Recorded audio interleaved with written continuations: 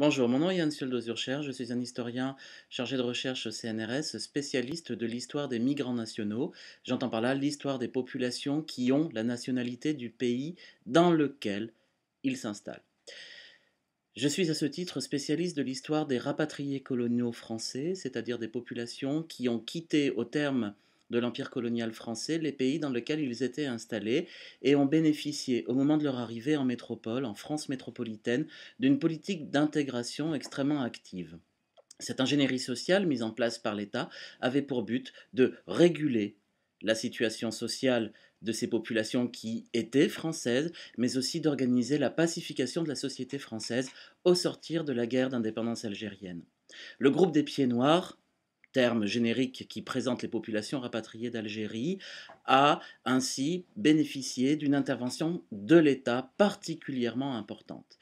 Il est aujourd'hui un groupe particulièrement motivé, uni autour des questions de représentation, de mémoire, et une frange de ce groupe participe activement à la promotion d'une mémoire particulière qui serait celle de la fin de la guerre d'Algérie et de leur migration. Travailler avec les outils mis à disposition par les TIC Migration pour cette encyclopédie des diasporas permet d'aborder plusieurs points et permet surtout de déconstruire l'histoire de ce groupe, ou déconstruire l'histoire de ce groupe telle qu'elle est faite par une frange des rapatriés d'Algérie. Je citerai plusieurs choses qui me semblent importantes.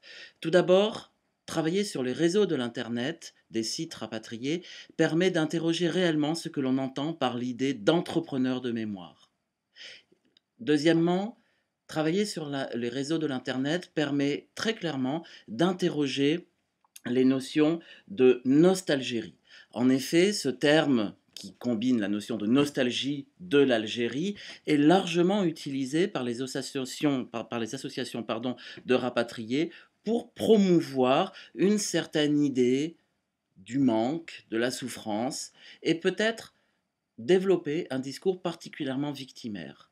Travailler sur les réseaux des associations qui se disent nostalgériques permet de déconstruire leur discours et de voir leur réel lien avec le politique.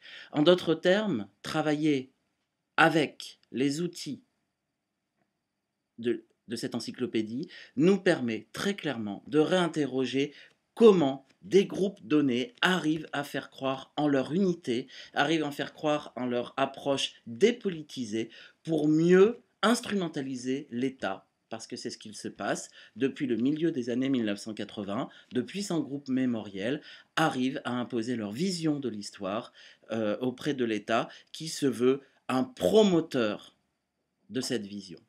Travailler donc sur les outils iDiaspora Atlas nous permet de déconstruire pour mieux historiciser un groupe de migrants particuliers.